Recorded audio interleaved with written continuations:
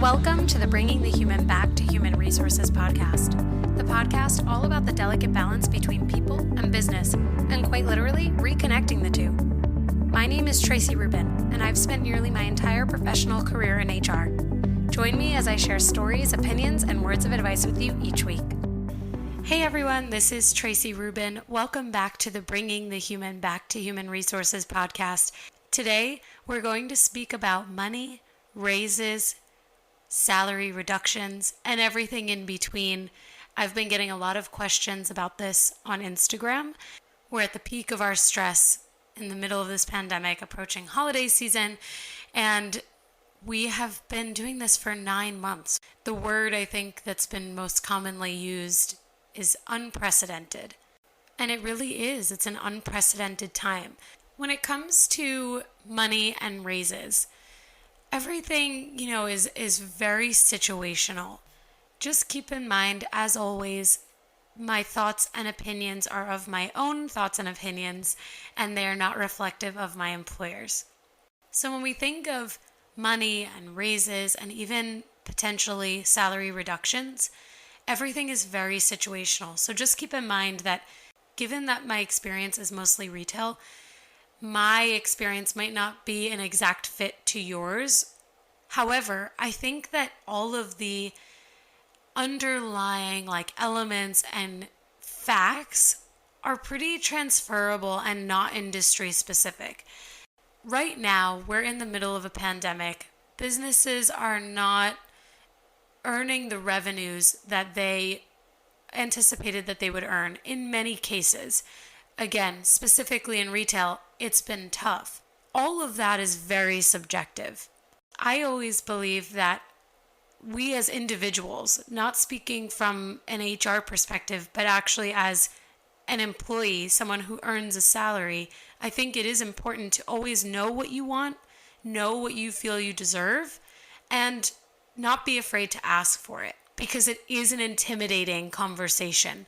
100%. And I know people who are well into their careers and still dread the conversation about money. So let's break it down into 3 objectives for today. The first is we'll talk about salary and what we feel we should earn, and if our earnings don't represent what we feel we should earn, how to go about that. The second topic will be about raises and raises during COVID. And then the third topic will be around salary reductions. According to a study that Indeed did back in 2018, only 19% of employees are comfortable with their rate of pay. When asked to put a number on how much more they would need to feel comfortable, 60% of Americans said that they would need to earn at least $6,000 more per year. There was also a gender gap. 21% of men and 16% of women felt comfortable with their current salaries. PayScale did a study in 2020 with an uncontrolled group and a controlled group. The uncontrolled group took the ratio of the median earnings of women to men without controlling compensable factors like bonus and commission and things like that. And it showed that in 2020, women are making only 81 cents to every dollar that a man makes. In the controlled group study that they did, which controls job title, years of experience, industry, location, and other compensable factors, there still was a gap. Women in the controlled group made 98 cents for every dollar that a man made. So looking at those statistics, they calculated presumptive raises given over a 40-year career. And they found, again, this is from payscale.com, you can look it up, they found that women in the uncontrolled group stood to lose $900,000 on average over their lifetime. Lost earnings in the controlled group were narrowed to $80,000, but still, it's significant, especially if you consider compounding interest invested over the 40 years. So if that $80,000 could have been invested over the span of 40 years, there is still a significant loss. I think this is really an important set of statistics to consider, because it's not to say that women are automatically more disadvantaged than men. However, it is to say that women already in their careers could have been placed at a disadvantage, because it wasn't until Equal Pay Day came around through the Me Too movement in 2018 where businesses really started to feel implored, I think, to really narrow that gender gap. So naturally in the controlled study, 98 cents to $1, 2 cents, it's not that much. But when you think of how it could marginalize a person, it is a lot. HBR.org in 2018 released a study that women are less likely to negotiate their salary than men.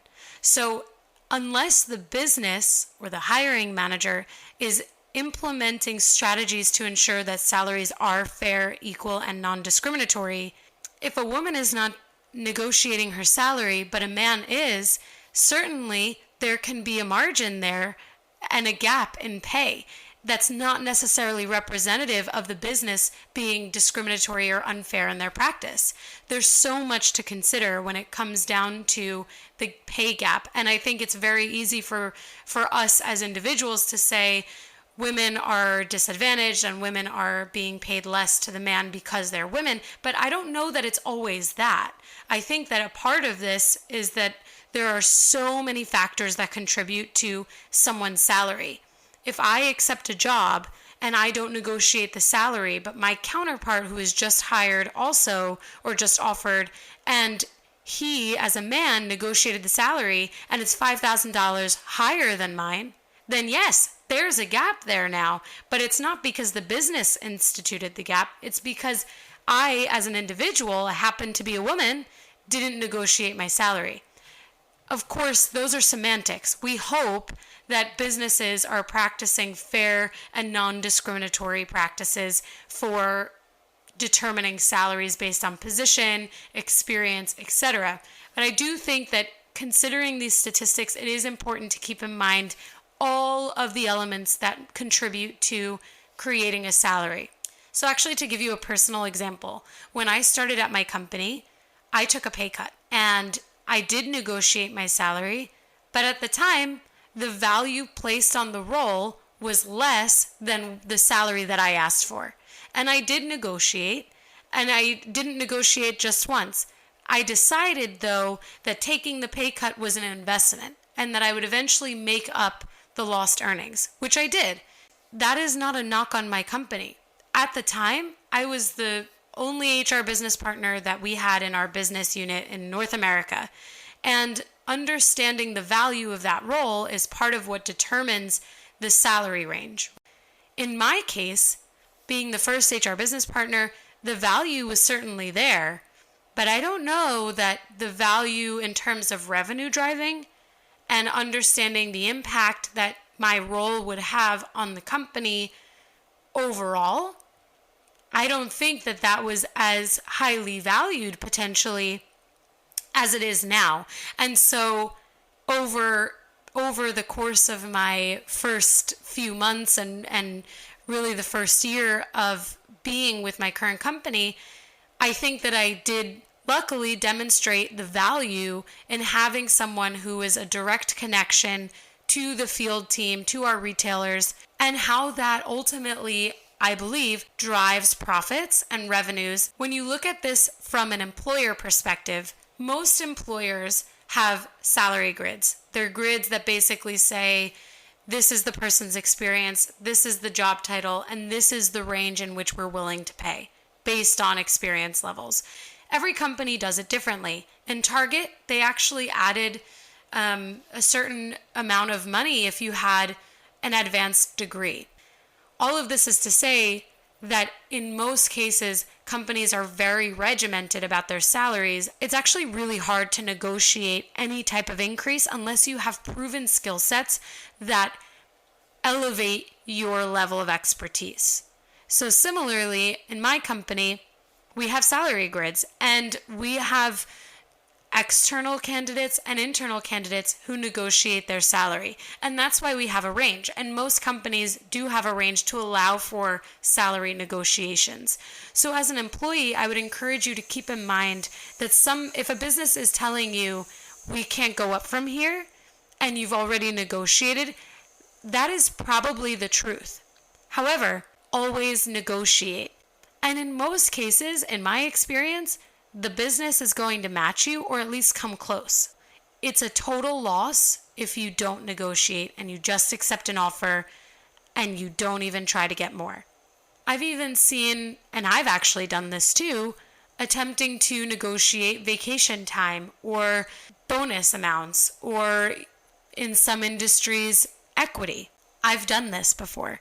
And in some cases, it works well. Not in every case, because again, sometimes there are structures that are placed around benefits.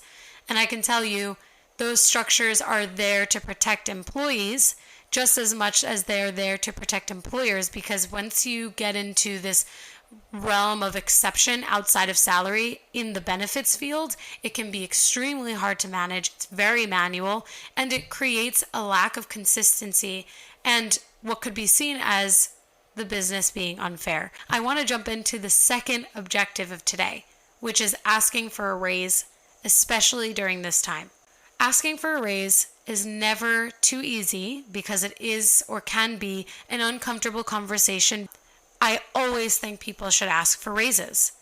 I don't ever assume that my employer is going to give me a raise because they feel I deserve one, unless they actually do that before I can get to them.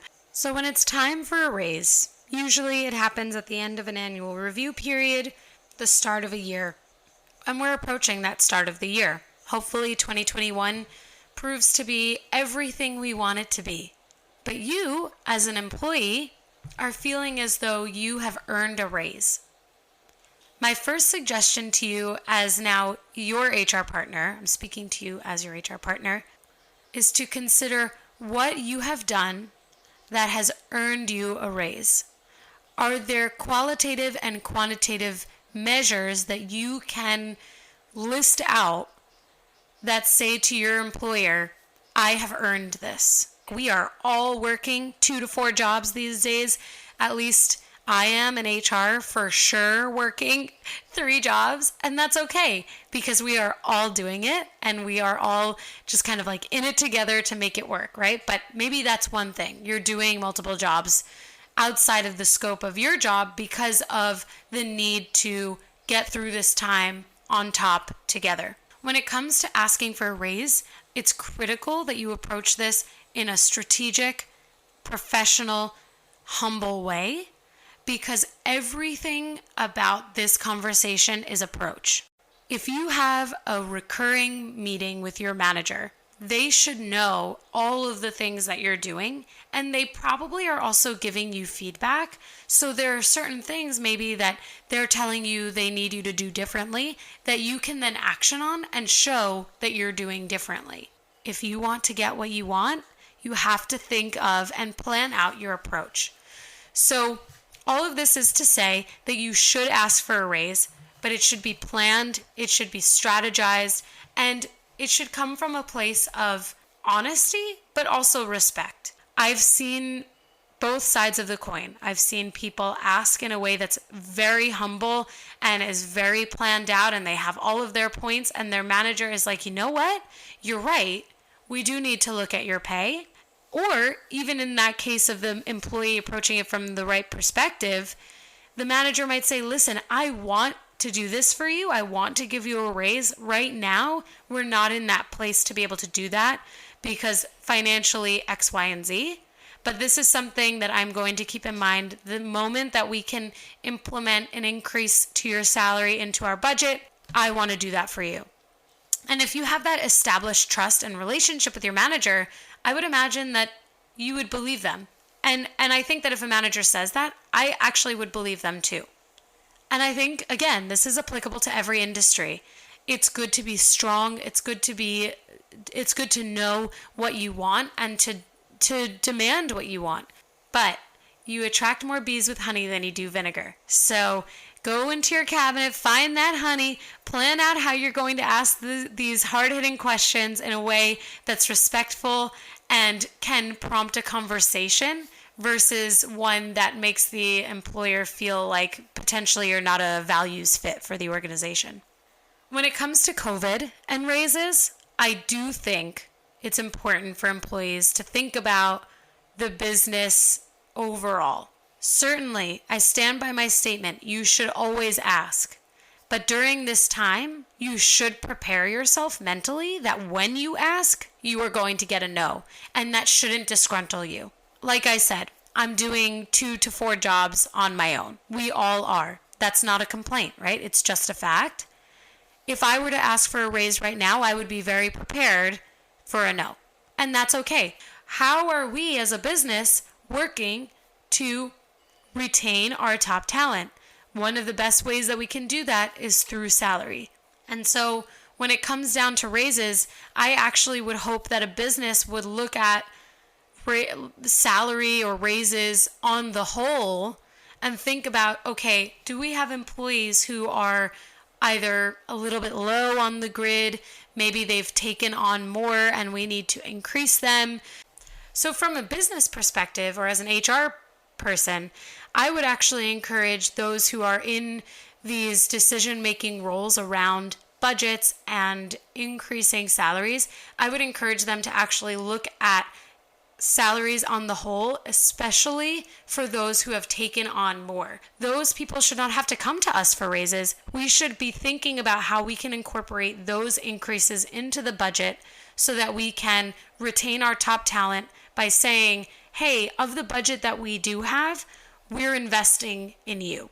The final objective of this podcast is to talk about salary reductions. I had a salary reduction during the height of the first wave of the pandemic. And it wasn't just me, of course, and it was significant. I was lucky to have, a bit of a cushion with my expenses. I had just finished my master's degree, so I paid off. Oh, thank goodness. I think about that. I'm like, thank God I had just paid off my final tuition payment, and I had just finished paying off my student loans from college. Thank goodness, because I was basically putting my entire paycheck to both things.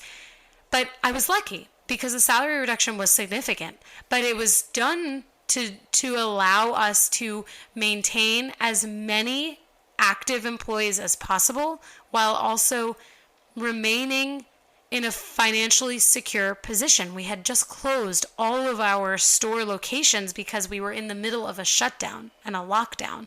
And we're not the only company that went through this. So if you have gone through a salary reduction, or if you have a salary reduction in the future, who knows if we're going to go through a second lockdown? At the end of the day, it might happen. We might approach salary reductions again. Think about how this impacts your overall compensation. You should probably think about, what did I lose during that time that I was in a salary reduction? How can you incorporate that in your question for an increase in salary? So maybe each year you expect to go up $2,000 or 2% or 5%. Can you negotiate that annual increase percentage while also maybe asking for what you lost? I don't know. It's something that I haven't necessarily considered for myself. I really try to be very pragmatic in these things for myself and when I give advice to others. But it could be interesting if in 2021 or 2022, we look back on this and we say, hey, I took a $5,000 loss, as did everybody else, relative to their salary based on percentage. But I'd like to recoup that money. How can we do that? Maybe it's through a bonus. Some businesses really prefer to do a spot bonus, which arguably is less interesting for you as the employee because you're going to pay more in taxes, but it still places value on what you're saying. And if a business says, hey, we're going to give you this spot bonus as a way for you to recoup what you've lost, then it still is something. It's overall your income. And what you pay in taxes, you hope to get a little something back at the end of the year. So I don't know. It's something to think about. Let me know what your thoughts are on that. It is what it is, did the salary reduction totally suck? Yeah. But am I stronger for it now? Do I get the full picture? Yes. Am I working just as hard? Absolutely. Because at the end of the day, there are employees in my organization that are relying on me to work hard for them. So yeah, I'm going to work just as hard whether or not I had a salary reduction or not.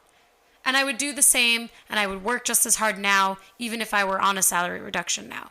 So I think a lot of this comes down to the person that you hire too. If you hire someone who doesn't want to work hard regardless of how much money they make, like you are up a river without a paddle. So it is what it is. Everyone's different. So to go into our little advice segment, which I have gotten such rave reviews on. Everyone seems to love this portion the best, so I'm really glad.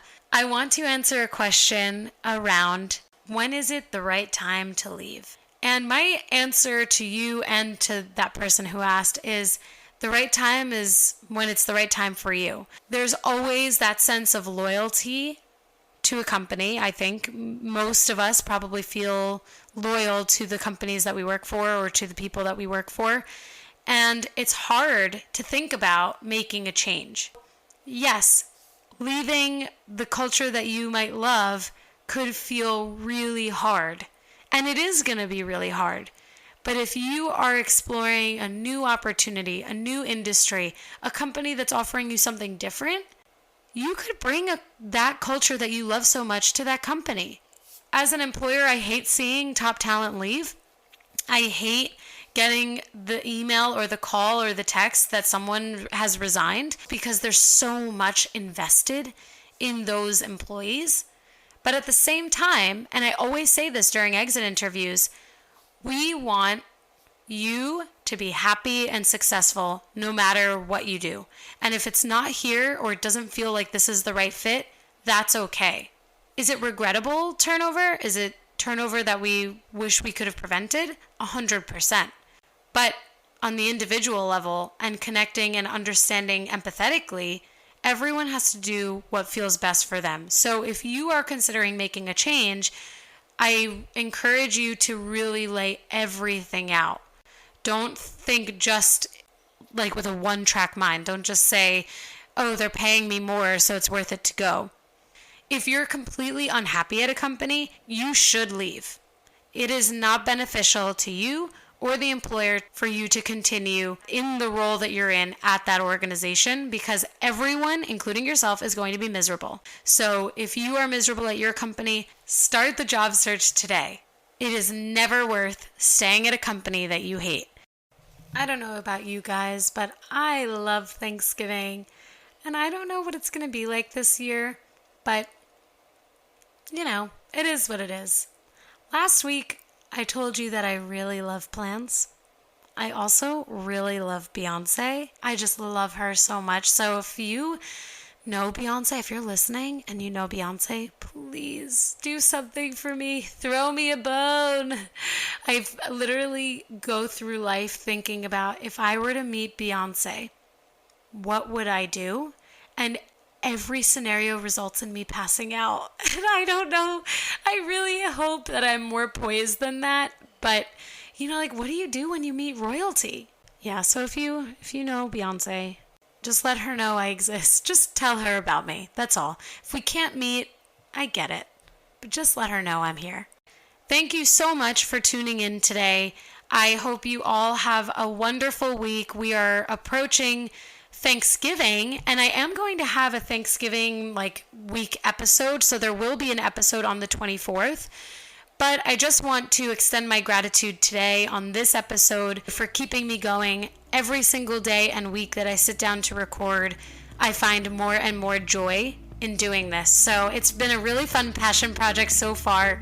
And I'm looking forward to having a little Thanksgiving episode and talking about some more exciting topics along the way. As always, you can connect with me on Instagram, on LinkedIn. My Instagram is HRTracy, that's HRTRACI. On LinkedIn, my name is Tracy Rubin, so TRACI, RUBIN, no E's in my name. And you can go to my website at hrtracy.com. We really try to make it consistent over here. Please feel free to rate, review, and subscribe wherever you're listening to this podcast. And please reach out if you have any questions or topic suggestions. I love the discussion that this has inspired, so please keep it coming. Thank you guys so much. See you next week.